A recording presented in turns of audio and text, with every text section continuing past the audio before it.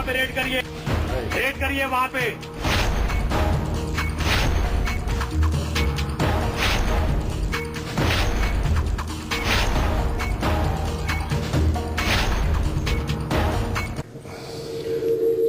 सुबह के 11 बजे हैं। अरविंद केजरीवाल अपनी ब्लू रंग की वैगन आर कार में बैठकर सचिवालय से गृह मंत्रालय के पास धरना देने के लिए निकल चुके हैं। कितनी दूर तक पहुंचते हैं, कहां उन्हें रोका जाता है, क्या वो धरना स्थल पर जहां उन्होंने ऐलान किया है दिल्ली पुलिस के 4 पुलिस वालों को सस्पेंड करने की मांग को लेकर, क्या वहां पहुंच पाते, इस पर हमारी नजर होगी। 2 तस्वीरें आप देख रहे हैं। एक तस्वीर, पहली तस्वीर अरविंद केजरीवाल निकले हैं सचिवालय से, दूसरी तस्वीर जहां वो जाने की कोशिश कर रहे हैं। हालांकि अरविंद केजरीवाल की कार में मंत्री नहीं थे क्योंकि वहां धारा 144 लागू है, 4 से ज्यादा लोग धरना नहीं दे सकते या एक साथ जमा नहीं हो सकते, इसलिए केजरीवाल तो अपनी कार में गए। अब देखना होगा वहां कहां उन्हें रोका जाता है और कहां तक उन्हें पहुंचने की इजाजत दी जाती है। हमारे संवाददाता मौके पर अलग अलग जगहों पर मौजूद हैं, हम तस्वीरें लगातार दिखाएंगे। इस बीच खबर यह भी आ रही है कि केजरीवाल को समर्थन को लेकर गृह मंत्रालय बहुत सख्त है। सुशील कुमार शिंदे का भी बयान आया है कि हम धरना नहीं देने देंगे, देखना है कि कहां तक उन्हें पहुंचने दिया जाता है और क्या किसी तरह का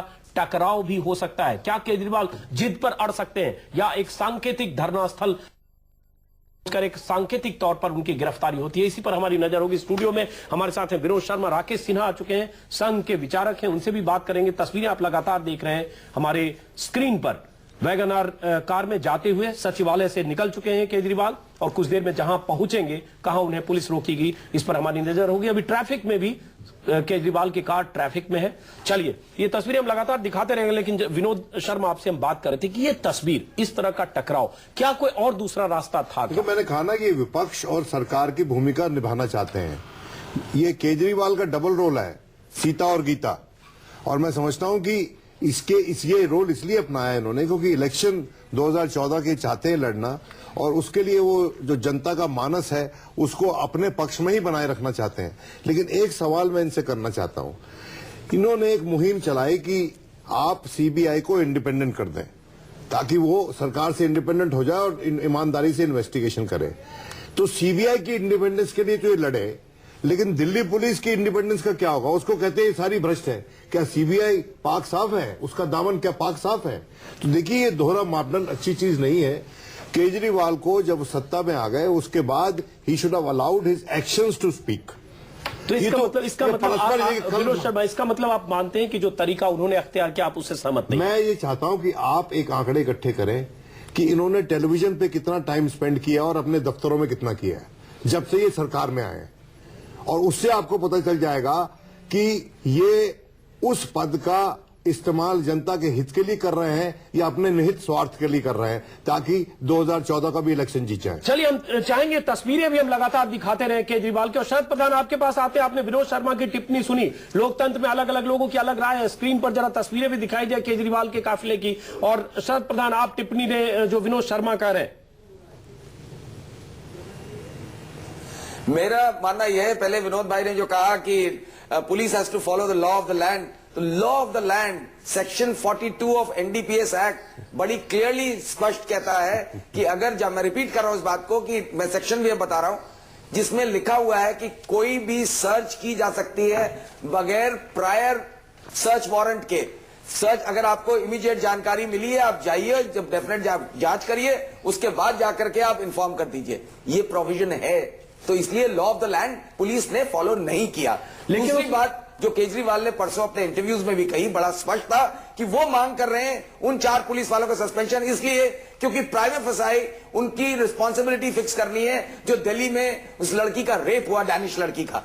ये चीज बड़ी रूटीन प्रक्रिया है। मुझे ताज्जुब है कि गवर्नमेंट ऑफ इंडिया एक 4 इंस्पेक्टर्स या डिप्टी एसपी के लेवल के आदमी को, एसीपी के लेवल के आदमी को सस्पेंड करने में इतना बड़ा तमाशा क्रिएट कर दिया है। उनको रिस्पांसिबल होल्ड करना चाहिए कि दिल्ली की जनता के लिए साथ जो आज जो बदसलूकी हो रही है, जो इनकन्वीनियंस कॉज की जा रही है। अब इसमें दूसरा पहलू भी है। शरद जी, हम तस्वीर दिखा रहे हैं दर्शकों को, शरद जी, इसमें दूसरा पहलू भी है, सिर्फ एनडीपीएस एक्ट की बात नहीं है, वहां कहा गया सेक्स रैकेट भी चल रहा है, उसमें कानून में ये है, आमोद कंड ने उसका हवाला दिया है, कल दिल्ली पुलिस के बड़े अधिकारी रहे, कि उसमें जब तक पहले से सर्च वारंट ना हो और उसके लिए अलग से अधिकारी ना हो, तब तक आप सेक्स रैकेट वाली जगह पर आशंका के आधार पर या किसी नेता या मंत्री के कहने के आधार पर आप छापा नहीं मार सकते। ड्रग्स चल रही है तो एनडीपीएस एक्ट लगेगा जी,